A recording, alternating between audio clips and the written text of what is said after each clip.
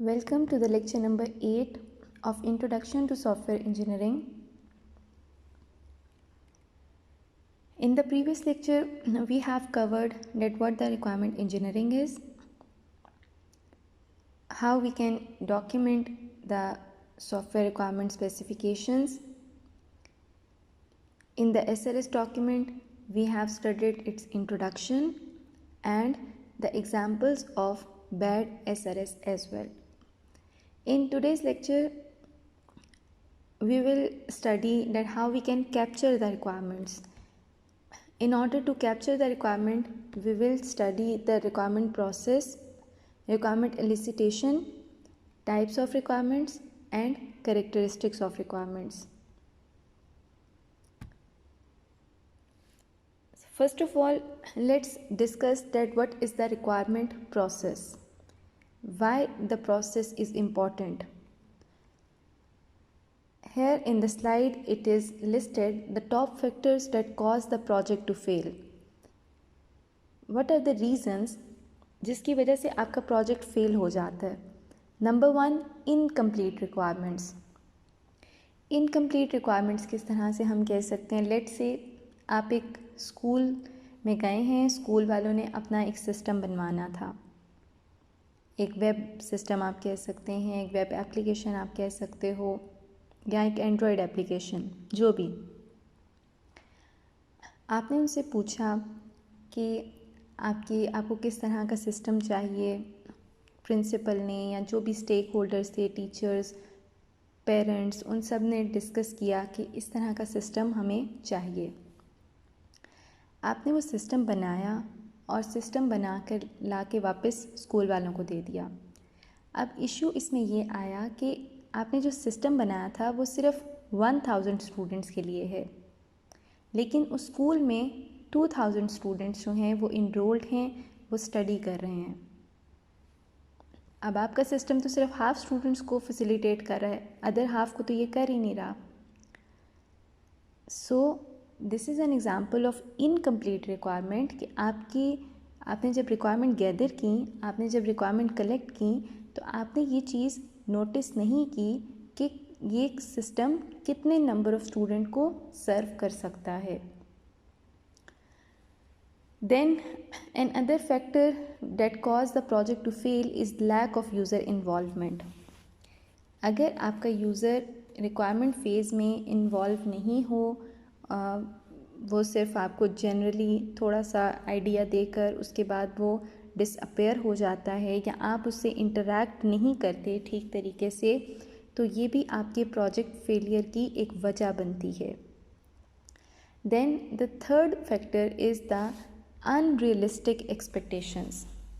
यानी एक software system जो कि 1 मंथ में नहीं बन सकता, आप ये अज्यूम कर लेते हैं कि वो 1 मंथ में डिलीवर हो जाएगा, हालांकि it is going to take 3 months और may be the 6 months.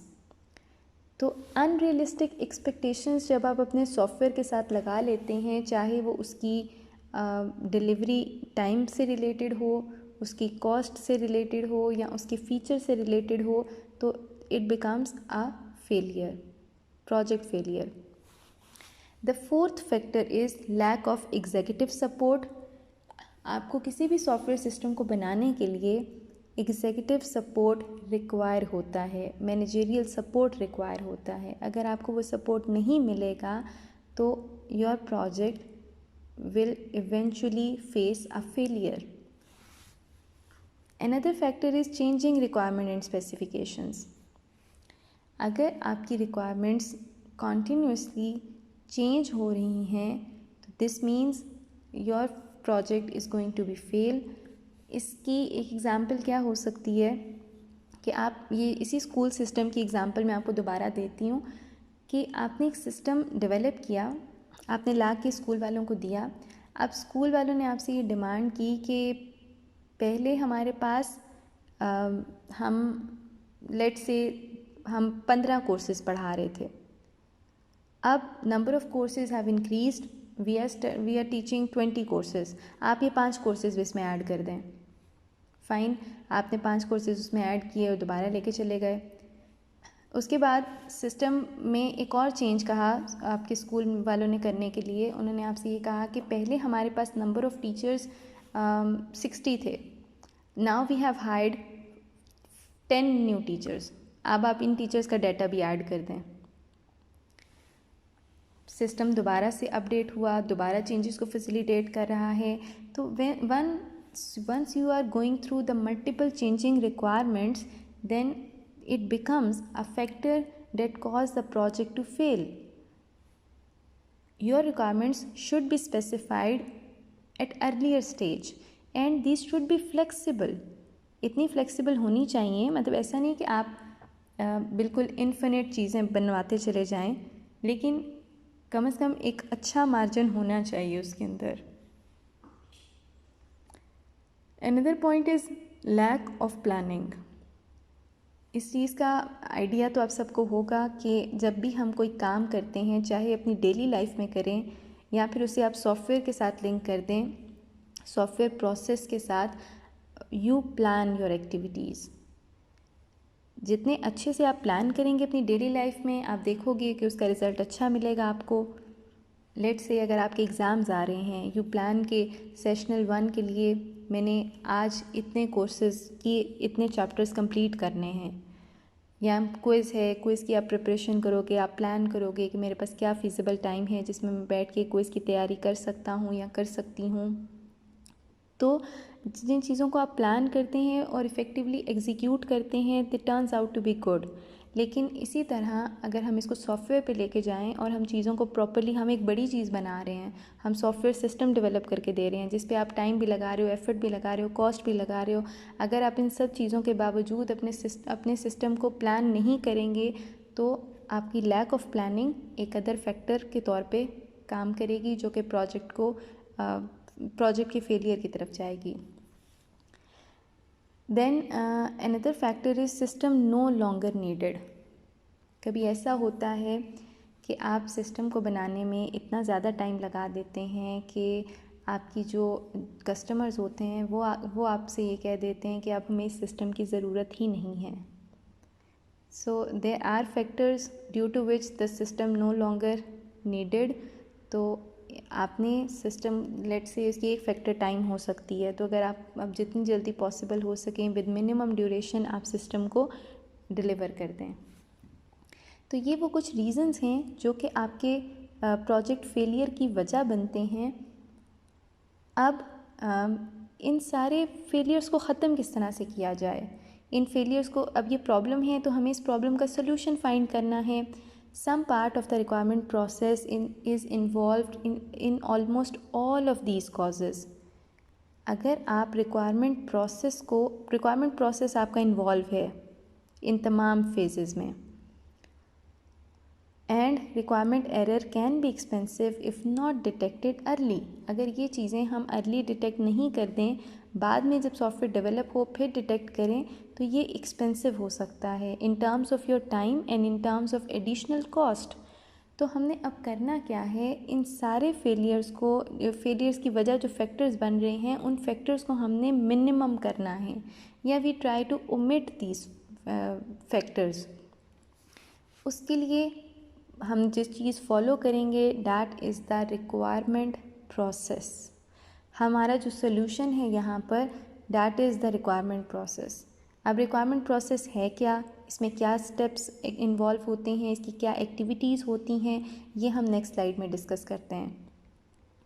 So here is the figure of whole requirement process.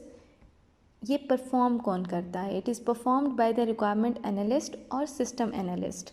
ये जो एनालिस्ट होते हैं, चाहे रिक्वायरमेंट या सिस्टम, ये आपका रिक्वायरमेंट प्रोसेस जो है इसको परफॉर्म करते हैं। The final outcome is the software requirement specification document. इसकी भी जो आउटपुट होती है वो SRS डॉक्यूमेंट बनता है। फेजेस क्या हैं इसमें? The first phase is requirement elicitation. इसमें आप यूज़र से रिक्वायरमेंट कलेक्ट करते हैं। Then next phase is analysis. जो रिक्वायरमेंट आपने कलेक्ट की हैं उन्हें उनका मॉडल बनाएंगे आप, उनका डिज़ायर्ड बिहेवियर एनालाइज करेंगे। Once you are done with the analysis part, then you move towards the specification part.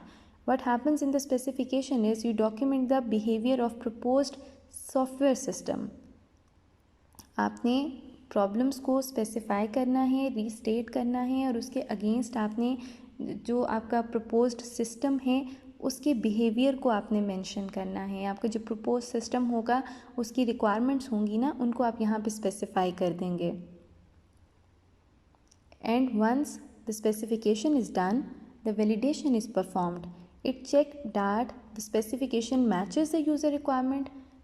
जो चीज़ें आपने स्पेसिफाई की हैं, जो चीज़ें आपने लिखी हैं, वो क्या चीज़ें यूज़र की रिक्वायरमेंट को फुलफ़िल कर रही हैं. अगर तो कर रही हैं, if yes then the SLS document is complete. If no then again the requirement elicitation process is carried on. And if the analysis is not correctly performed, it can also go back to the elicitation phase. तो ये 4 activities हैं. Number 1 elicitation, number 2 analysis, number 3 specification and number 4 validation, जो कि आपकी requirement process का part हैं. ये चारों एक्टिविटीज़ परफॉर्म करके एक आउटपुट हमारे पास एसआरएस डॉक्यूमेंट बनता है, जो कि हम लास्ट लेक्चर में ऑलरेडी स्टडी कर चुके हैं और आप लैब एक्टिविटी में इस डॉक्यूमेंट को डेवलप भी कर चुके हो. So let's move towards the phases of requirement process. The first phase is requirement elicitation. What it says is customer do not always understand what their needs and problems are. Sometimes it happens that customer know what the problem is, but he or she is unable to portray the problem. वो उसे या he or she is unable to define the problem. तो इस तरह की चीज़ें भी आप यहाँ पे फेस करते हैं कि प्रॉब्लम या तो उन्हें क्लियरली नहीं पता या पता है लेकिन वो ठीक तरीके से बता नहीं पा रहे. तो ये आपकी जब आप रिक्वायरमेंट एलिसिटेशन कर रहे हैं, जब आप रिक्वायरमेंट कलेक्ट कर रहे हैं, तो ये वो प्रॉब्लम है जो कि फेस किया जा सकता है. So it is important to discuss the requirement with everyone who has stake in the system. वो सारे लोग जो एक सिस्टम से कनेक्टेड हैं या जो अगर सिस्टम उन्हें यूज़ करना है, अगर ठीक नहीं बनेगा तो वो इफ़ेक्ट होंगे, उन सब लोगों से कोऑर्डिनेट करना ज़रूरी होता है. चाहे वो आपके प्रोजेक्ट मैनेजर हैं, चाहे वो आपके ह्यूमन रिसोर्स मैनेजर्स हैं, या फिर वो आपके स्पॉन्सर्स हैं, या फिर वो आपके यूज़र्स हैं जो कि डायरेक्टली सिस्टम को यूज़ कर रहे हैं, चाहे वो आपके कस्टमर्स हैं जिन्होंने परचेज़ किया है. उन तमाम लोगों से कोऑर्डिनेट करना, कनेक्ट करना ज़रूरी है when you are in the requirement elicitation phase. Come up with agreement on what the requirements are. If we cannot agree on what the requirements are, then the project is doomed to fail. We have to agree on what the requirements are. कौन लोग agree करेंगे? जो भी stake holders होंगे. Requirement को agree करने का मतलब क्या है? इसमें आपकी फंक्शनल रिक्वायरमेंट भी आ सकती हैं, इसमें आपकी नॉन फंक्शनल रिक्वायरमेंट भी आ जाती हैं, इसमें आपकी डिज़ाइन कंस्ट्रेंट्स भी आ जाते हैं. आपने जो भी चीज़ें लिखी हैं उन पे स्टेक होल्डर्स को एग्री करना होता है. द थिंग इज़ कि आपने उनको ये बताना है कि this is what you are asking for, this is what we are going to, the development team is going to develop. तो एक एग्रीमेंट, एक कॉन्ट्रैक्ट वो करना ज़रूरी है. नाउ जो लास्ट स्लाइड में हमने डिस्कस किया है कि एग्रीमेंट कैसे लेना है या तमाम स्टेक होल्डर से कोऑर्डिनेट किस तरह से करना है, तो ये वो सब लोग हैं जो कि एक सॉफ्टवेयर प्रोसेस में इन्वॉल्व होते हैं एट जनरल लेवल, जो कि एक सॉफ्टवेयर को यूज़ करते हैं, उनको उससे डायरेक्टली या इनडायरेक्टली लिंक होते हैं. स्टेक होल्डर की हमने आपको याद हो तो यही डेफिनेशन पढ़ी थी कि स्टेक होल्डर वो है जो कि आपके सिस्टम के साथ डायरेक्टली और इनडायरेक्टली लिंक करता है. तो अब हम देखते हैं कि इसमें से कौन से लोग हैं जो डायरेक्टली लिंक कर रहे हैं और कौन से इनडायरेक्टली लिंक कर रहे हैं. Number 1 is clients. क्लाइंट कौन लोग हैं? They pay for the software to be developed. Simple, जो भी पे कर रहा है कि मुझे ये सॉफ्टवेयर डेवलप करके दें, वो आपका क्लाइंट है. Then customers. कस्टमर्स कौन हैं? They buy the software after it is developed. आपका सॉफ्टवेयर क्लाइंट्स ने बनवा दिया, अब कस्टमर ने उसको बाय करना है, कस्टमर ने परचेज़ करना है. यूज़र्स कौन हैं? जो कि सिस्टम को डायरेक्टली यूज़ करेंगे. डोमेन एक्सपर्ट्स कौन लोग होते हैं? Domain experts, they are also your stakeholders. They are familiar with the problem that the software must automate. Domain experts आपको ये बताते हैं कि इस तरह के जो सॉफ्टवेयर्स थे इसमें ये प्रॉब्लम हमने फेस किए हैं, देखे हैं, क्योंकि they are already in the domain. They know the technicalities of a software. They know the goods and bads of the software. तो ये आपको गाइड कर सकते हैं उस एक पर्टिकुलर प्रॉब्लम पे जिस पे आप सॉफ्टवेयर को डेवलप कर रहे हैं. ये they can help you out. Then market researchers हैं. मार्केट रिसर्चर्स क्या करेंगे? They conduct surveys to determine the future trends and potential customers. होता है ना, आपने कभी एनालाइज किया होगा कि आपके जो मार्केट रिसर्चर्स हैं वो बताते हैं कि आपकी ये प्रोडक्ट इसने 3 माह में लेट से अगर इतना अर्न किया है या इतने लोगों ने इसको यूज़ किया है तो फ्यूचर ट्रेंड क्या होगा, अब नेक्स्ट 6 मंथ में इसकी क्या प्रोग्रेस रहेगी, या लेट से आप उससे कितना अर्न कर सकेंगे. तो they provide you the statistics जिसकी मदद से आप फ्यूचर ट्रेंड्स और जो पोटेंशियल कस्टमर्स होते हैं इनको आप आइडेंटिफाई कर सकते हो. Then we have lawyers or auditors. They are familiar with the government safety और legal requirements. आप कोई सॉफ्टवेयर बना रहे हैं तो ये कभी भी पॉसिबल नहीं है कि वो आपके लॉ से और आपके ऑडिटर से डिसकनेक्टेड हो या उन लोगों से लिंक नहीं कर रहा हो. आपको याद होगा कि अभी कुछ टाइम पहले कुछ गेम्स हैं जो कि बैन की गई हैं. उसके अलावा आई गेस टिकटॉक का भी इशू आ रहा था. तो इस तरह की जो आपके लीगल, गवर्नमेंट और सेफ्टी रिक्वायरमेंट्स होती हैं इनको लॉयर्स और ऑडिटर्स इंश्योर करते हैं. And then we have the software engineers और अदर टेक्नोलॉजी एक्सपर्ट्स जो कि सॉफ्टवेयर को बनाने के लिए जिन लोगों को बेसिकली हायर किया जाता है. तो आप देख रहे हो कि क्लाइंट जो है ज़रूरी नहीं कि जो पे कर रहा है वो आपके सॉफ्टवेयर को यूज़ भी करे. कस्टमर्स, बिल्कुल कस्टमर के साथ भी ये हो सकता है कि अगर उसने बाय किया तो customer is directly linked.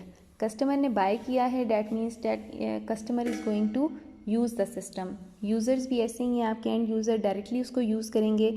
Domain expert are indirectly related. Market researchers they are indirectly related. Lawyers भी इनडायरेक्टली रिलेट कर रहे हैं. सॉफ्टवेयर इंजीनियर्स उस सॉफ्टवेयर को डेवलप कर रहे हैं. They are directly relating. तो इस तरह आपकी जो रिक्वायरमेंट एलिसिटेशन में ये सब स्टेक होल्डर्स हैं. नंबर 1 जिनसे कोऑर्डिनेट करना होता है, जिनसे पूछना होता है कि आपको किस तरह की रिक्वायरमेंट्स चाहिए. और इसके अलावा एक और पॉइंट हमने लास्ट स्लाइड में डिस्कस किया था जो कि अभी मेरे जहन से उतर गया है, लेकिन वो जो लास्ट पॉइंट स्लाइड में लिखा था उसके लिए भी हमें स्टेक होल्डर्स की ज़रूरत है. अब सवाल ये है कि रिक्वायरमेंट एलिसिटेशन तो ठीक है, हमें स्टेक होल्डर्स के पास जाना है, उनसे रिक्वायरमेंट्स लेनी है, लेकिन तरीका क्या होगा? What would be the mean of eliciting requirements? So here are few techniques or few approaches which can be used to elicit the requirement. Number 1, interviewing the stakeholder. This is the best approach, I guess. This is face-to-face conversation where you interview the stakeholder. You can ask the you can have closed interview where the predefined set of questions are used, and also you can have the open interview में आपके पास कुछ pre defined set of questions नहीं होते. Close में आप ये कहते हो कि ये 10 सवाल हैं जो कि मैंने एक स्टेक होल्डर से पूछने हैं, लेकिन ओपन इंटरव्यू में you come up with any question. आप उस वक्त जो भी प्रॉब्लम चल रही होगी, जिस कंटेक्स्ट में बात हो रही होगी, आप उसी कंटेक्स्ट में सवाल पूछ सकते हैं. Also interviewing users or stakeholders in group. This is also a good approach कि आप उसी वक्त एक ग्रुप मीटिंग या ग्रुप इंटरव्यू ले लें जिसमें सब लोग सामने बैठे हों और कोई कन्फ्लिक्ट नहीं आए रिक्वायरमेंट्स में. अगर आप सब लोगों को एक जगह पे बिठाते हैं और उनसे इंटरव्यू लेते हैं तो this is more appropriate than interviewing every single stakeholder, जिसमें दूसरे को नहीं पता कि वो क्या बात कह रहा है। जब सब लोग एक साथ बैठे हैं तो दे नो के यहाँ पर किस एक स्टेक होल्डर की क्या रिक्वायरमेंट है और दूसरे की क्या रिक्वायरमेंट है। देन अनदर टेक्निक और other mean is reviewing available documentation. आप जो डॉक्यूमेंट आपने, बेशक आपको ऑनलाइन मिल रहा है, बेशक वो आपको कस्टमर की तरफ से मिल रहा है, आपने उन डॉक्यूमेंट्स को रिव्यू करना है। इन डॉक्यूमेंट्स को रिव्यू करने के बाद you come up with the requirements. Another point is observing the current system. बाज़ वक़्त ऐसा होता है कि एक सिस्टम ऑलरेडी किसी जगह पे ऑर्गेनाइजेशन पे एग्जिस्ट कर रहा होता है और वो चाहते हैं कि वो एक नया सिस्टम बनवा लें। उस सिस्टम में कोई डेफिनेटली कोई मसला होगा। When you study the system you get to know कि अब आपने जो अपडेटेड सिस्टम बनाना है वो किस तरह का होना चाहिए, उसकी फंक्शनल रिक्वायरमेंट्स किस तरह से होनी चाहिए, या उसकी मेन उसकी वो आपकी जो नया वाला सिस्टम है वो पिछले वाले सिस्टम से कितना मैच कर रहा है। अगर आप एक सिस्टम को जब ऑब्ज़र्व करते हैं ना तो आपको ज़्यादा बेहतर तरीके से नो हाउ होती है as compare to the document observation. Document में इतने अच्छे तरीके से आप नहीं देख पाते। ये चीज़ तो आपने भी ऑब्ज़र्व की होगी कि when you are studying the theory आपको एक जनरल अंडरस्टैंडिंग होती है चीज़ों की, लेकिन जब आप टूल्स पे काम करते हैं, आप उन टूल्स को इस्तेमाल करते हैं, आप देखते हो कि हाँ ठीक है ये टूल इस तरह से काम कर रहा है। ये चीज़ें आपको टेक्निकली या फिर प्रैक्टिकली ज़्यादा देर तक याद रहती हैं, बजाय इसके कि एक टूल की आप पूरी डॉक्यूमेंट पढ़ लें या उसकी एक पूरी प्रेजेंटेशन देख लें। Then we have the apprenticing with users to learn about users task in more detail। अब हम यूज़र के साथ कोऑर्डिनेट कर रहे हैं ताकि हम जो यूज़र के टास्क हैं जो कि उसने सिस्टम पे परफॉर्म करने हैं उनको अच्छे तरीके से स्टडी कर सकें। And we also use the domain specific strategies such as joint application design. आप एक ऐसा डिज़ाइन बनाएंगे जो कि तमाम स्टेक होल्डर की नीड को फुलफ़िल कर रहा होगा। And the last technique we have in this slide is brainstorming with current and potential users. आप ब्रेन स्टॉर्मिंग का एक सेशन कंडक्ट करते हैं, तमाम जो भी यूज़र्स हैं, करंट हैं या जो स्टेक होल्डर्स इन्वॉल्व हैं, उन सबको आप बिठाते हैं और उनको आप उनसे ब्रेन स्टॉर्म कराते हैं। हर शख्स से आप इनपुट लेते हैं, वो करंटली उसी टाइम पे कुछ सोचेगा और उसके अगेंस्ट वो आपको रिस्पॉन्ड करेगा। तो ये वो सब टेक्निक्स हैं जो कि रिक्वायरमेंट एलिसिटेशन में यूज़ होती हैं। Number 1 interview, number 2 reviewing the online documents, number 3 observing the current system, number 4 apprenticing with users, number 5 domain specific strategies, and number 6 is brainstorming. Now we have two types of requirement here, requirement document actually. The first is requirement definition and the second one is requirement specification document. Requirement definition is a complete listing of everything the customer wants to achieve. हर वो चीज़ जो customer को चाहिए you just define it in the requirement definition document. The second document is requirement specification document, restates the requirement as a specification of how the propose system shall behave. अब आपने जो requirement ली है customer से, जो need ली है, उसे आपने proposed system के बिहेवियर पे मैप करना है कि this is the feature which is required by the customer, this is how the propose system should work. आपने उसको रीस्टेट करके प्रपोज्ड सिस्टम के बिहेवियर को शो करना है रिक्वायरमेंट स्पेसिफिकेशन डॉक्यूमेंट के अंदर। तो ये दो तरह के रिक्वायरमेंट डॉक्यूमेंट्स हैं जो कि बनाए जा सकते हैं and the one we have studied is requirement specification document in detail in this course. This is a widely used document which is used to write the documenting which is used to write or documenting the software. Then another interesting topic is the characteristics of requirements. अब जब हम requirement elicit कर रहे हैं, then we should know that what are the characteristics of requirements. Your requirements should be correct. Correct की example मैं आपको इस तरह से दूंगी. For example, if the car rental price shall show all applicable tax including the 6%. अगर आप ये स्टेटमेंट लिख देते हैं तो ये स्टेटमेंट आपकी ग्लोबली रिकग्नाइज स्टेटमेंट या ग्लोबली करेक्ट स्टेटमेंट नहीं होगी, क्योंकि हो सकता है कि जो 6% स्टेट टैक्स है वो एक स्टेट पे अप्लाई हो रहा है, वो एक कंट्री में अप्लाई हो रहा है.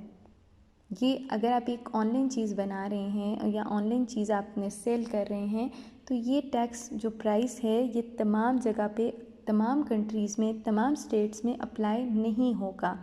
सो दिस मीन्स कि अगर आप एक ऐसी स्टेटमेंट लिखते हैं जिसमें आप प्राइस के साथ एक फ़िक्स टैक्स लगा दें एक जगह का, तो वो स्टेटमेंट आपकी, वो रिक्वायरमेंट आपकी करेक्ट नहीं होगी. Then another characteristics of requirement is the consistent. Consistent का मतलब क्या है? कंसिस्टेंट का मतलब ये है कि लेट्स से आपसे मैंने कहा कि आप डेट लिखें. आपने डेट लिखी, पहले डे, फिर मंथ और फिर ईयर. किसी और स्टूडेंट ने डेट लिखी है, उसने मंथ पहले लिख दिया, डे बाद में लिख दिया और ईयर बाद में लिख दिया. किसी थर्ड स्टूडेंट ने लिखी है जिसने डे लिखा है, मंथ उसने इंग्लिश में लिख दिया और फिर उसने ईयर लिख दिया. तो आपके जो फॉर्मेट्स आ रहे हैं डेट के वो कंसिस्टेंट नहीं हैं. हर शख्स एक अलग फॉर्मेट यूज़ कर रहा है. तो कंसिस्टेंसी का मतलब ये है कि आप सेम फॉर्मेट यूज़ करें. Then we have unambiguous. Requirement should be unambiguous. क्यों? क्योंकि अब इसकी एग्जांपल ये है, आपकी एम्बिगुअस रिक्वायरमेंट क्या होती हैं. एम्बिगुअस रिक्वायरमेंट आपकी किस तरह से प्रॉब्लम क्रिएट करती हैं. Let's say there is a requirement that the system shall be implemented using ASP. अब हमने लिख दिया डॉक्यूमेंट में ASP. ASP का मतलब क्या होगा? This is ambiguity. ASP can be active server page, ASP can be application server provider. तो आपने जो सिस्टम बनाना है, जो सिस्टम इम्प्लीमेंट करना है, वो कौन से वाले ASP पे करना है. अब इस एम्बिगुइटी को ख़त्म करना है. आपकी रिक्वायरमेंट अनएम्बिगुअस होनी चाहिए. अगर APS का मतलब ASP का मतलब एक्टिव सर्वर पेज है तो आप उसकी फुल फॉर्म मेंशन करें. अगर ASP से कस्टमर का मतलब एप्लीकेशन सर्वर प्रोवाइडर है तो उसकी फुल फॉर्म मेंशन होनी चाहिए. Then another characteristic of requirement is it must be complete. complete किस तरह से होनी चाहिए? इसकी एक एग्ज़ाम्पल आप इस तरह से ले सकते हो कि जिस तरह मैं आपको शुरू में बता रही थी कि स्कूल सिस्टम वाली कहानी.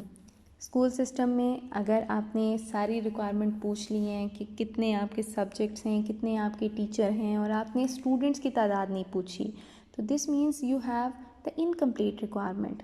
जब तक आपकी रिक्वायरमेंट्स कंप्लीट नहीं होंगी, आपकी एक अच्छा सॉफ्टवेयर आप डेवलप नहीं कर पाओगे. Another characteristic is feasibility. Feasibility क्या होगी? फिजिबल होगा कि एक सिस्टम कितना रियलिस्टिक है. For example, the system shall have a natural language interface that will understand the command given in English language. अब ये रियलिस्टिक नहीं है. आपकी जितनी भी प्रोग्रामिंग लैंग्वेजेस हैं वो नेचुरल लैंग्वेज पे डिपेंड नहीं कर रही. तो एक नेचुरल लैंग्वेज इंटरफेस जो कि इंग्लिश में आई हुई कमांड को फैसिलिटेट करे, ये एक फीजिबल रिक्वायरमेंट नहीं होगी, ये एक रियलिस्टिक रिक्वायरमेंट नहीं होगी.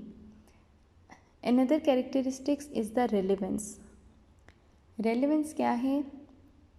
रेलेवेंट क्या है बल्कि कि आपकी जो रिक्वायरमेंट हैं these should be relevant with your system. Let say अगर आपने कस्टमर से डेट लेनी है या उससे डेट पूछनी है तो एक कैलेंडर पॉपअप हो जाना चाहिए. जैसे ही डेट वाला पोर्शन आए तो एक कैलेंडर पॉपअप हो जाए और आप वहाँ से डेट को सिलेक्ट कर लें। अब कैलेंडर पॉपअप वाली जो रिक्वायरमेंट है, अगर कस्टमर ये आपसे कहता है कि उसे इम्प्लीमेंट करना है, this is the relevant requirement. अगर आपने कोई होटल रिजर्वेशन सिस्टम है आपके पास, या कोई फ़्लाइट बुकिंग सिस्टम है जिसमें आपको एक पर्टिकुलर डेट के अगेंस्ट ही उस फ़्लाइट को अपनी टिकट परचेज़ करनी है, तो फिर अगर कस्टमर आपसे कहे कि कैलेंडर पॉपअप हो जाए, this is the relevant requirement.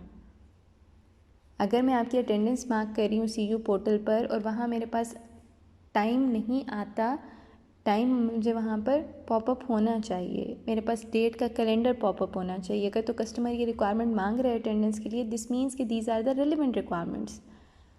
Then another characteristic we have is testable. आपकी रिक्वायरमेंट टेस्टेबल होनी चाहिए। किस तरह से टेस्टेबल हो सकती हैं? Let's say there is a system in which the search facility should allow the user to find a reservation based on the last name, कि वो अपना लास्ट नेम एंटर करे या वो डेट एंटर करे तो उसके अगेंस्ट उसे उसकी रिजर्वेशन का पता चल जाए, यूज़र को वो सर्च हो जाए। अब इस तरह की रिक्वायरमेंट में आपने क्या करना है, आपने यूज़र के लास्ट नेम से टेस्ट करना है अपने सिस्टम को। अगर तो लास्ट नेम से सर्च फैसिलिटेट हो रही है, दिस मीन्स कि टेस्ट केस पास हो गया। अगर वो लास्ट नेम से नहीं कर पा रहा तो इसका मतलब है कि टेस्ट केस आपका फेल हो जाता है। तो ऐसे पैरामीटर्स आप ऐड करते हैं जिसकी वजह से आपकी रिक्वायरमेंट टेस्टेबल हो सकें। And the last characteristic we have in this slide is traceability. Traceability का मतलब क्या है, इसकी एक एग्ज़ाम्पल मैं आपको देती हूँ।